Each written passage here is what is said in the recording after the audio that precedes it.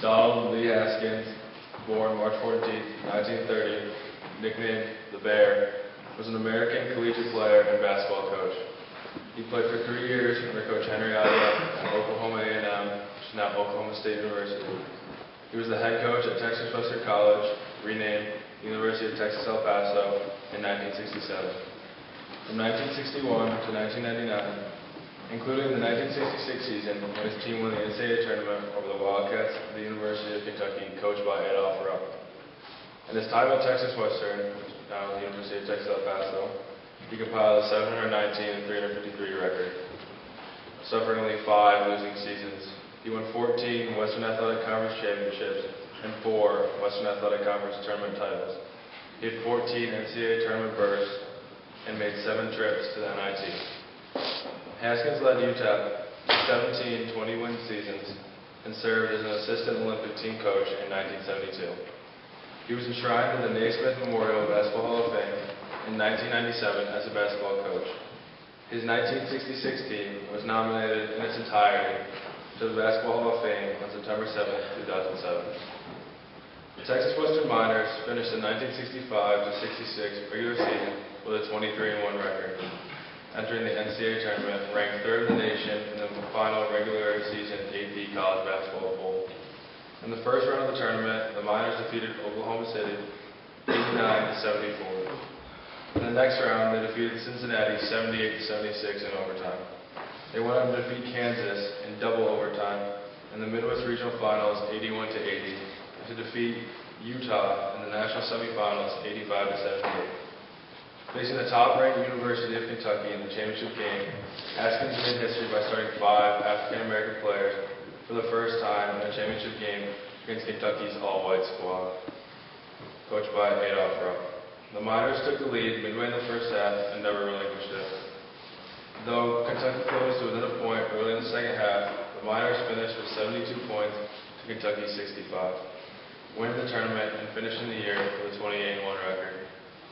Later asked about his decision to start 5 African-American players, Haskins downplayed the significance of his decision. He said, "I really didn't think about starting 5 black guys. I just wanted to put my 5 best guys on the court." Haskins was later quoted as saying, "I just wanted to win the game." Though credited with setting in motion the desegregation of college basketball teams in the South, he wrote in his book, Glory Road, "I certainly did not expect to be some racial pioneer or change the world. I admire Don Haskins because of his courage to make the decision that he knew people would ridicule."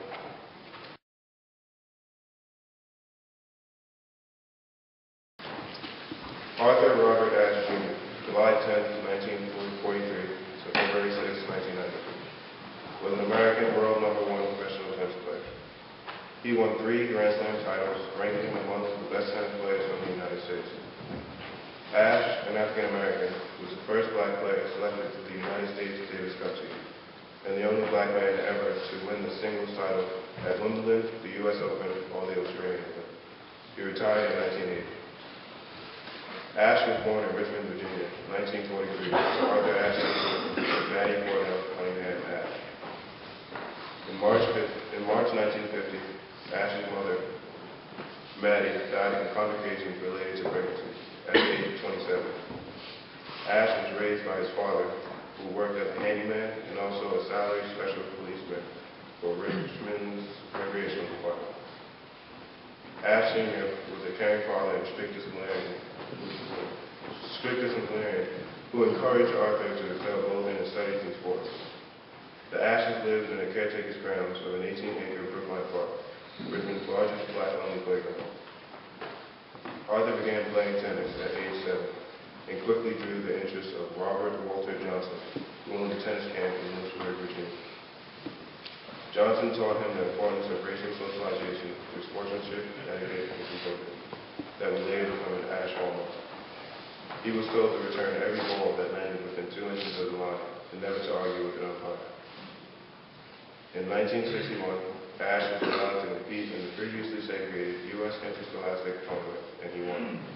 He was awarded a scholarship to UCLA in 1963, was an ROTC, and graduated in 1966. He taught tennis at the U.S. Military Academy and retired in 1968 as a first lieutenant.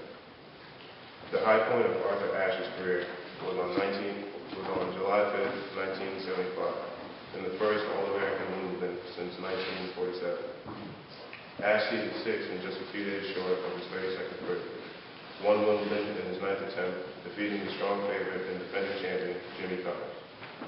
Ash had never beaten Connors in any of the previous encounters, and Connors had not dropped a set within any of the 6 earlier rounds. But Ash played an almost perfect game of tactical tennis to win in 4 sets. In September 1988, Ash was hospitalized after experiencing paralysis in his right arm. After undergoing exploratory brain surgery and a number of tests, doctors discovered that Ash had a parasitic disease that's commonly found in people infected with HIV. The subsequent tests later revealed that Ash was HIV positive. Ash and doctors believe that he contracted the virus from blood transfusions he received during his second heart surgery. He and his wife decided to keep his illness private for the sake of their daughter, who was then 2 years old. After Ash went public with his illness, he began to work to raise awareness about AIDS and advocated for teaching sex education and safe sex. He also fielded questions about his own diagnosis and attempted to clear up the misconception that only homosexuals or IV drug users are at risk for contracting AIDS. In September 1992, Ash suffered a mild heart attack.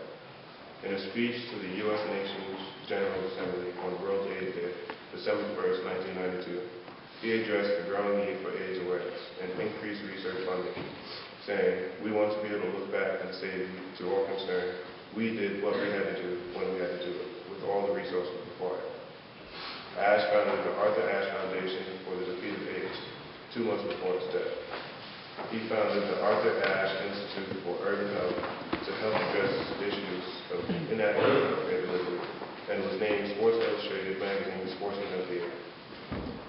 He also spent much of his last years of his life writing his memoir, Shades of Grace, finishing the manuscript less than a few weeks before his death. On February 6, 1993, at the age of 50, Ash died from AIDS-related pneumonia at New York Hospital. His funeral was held at the Arthur Ashe Athletic Center in Richmond, Virginia, on February 10th. Then Governor Douglas Wilder, who was a friend of Ash's, allowed his body to rest in the governor's mansion in Richmond. On July 20th, 1993, Ash was posthumously awarded the Presidential Medal of Freedom by then U.S. President Bill Clinton. The most impressive thing I found about Ash was that he was able to battle adversity and still be extremely successful. Lift every voice and sing till earth and heaven ring. Ring with a heart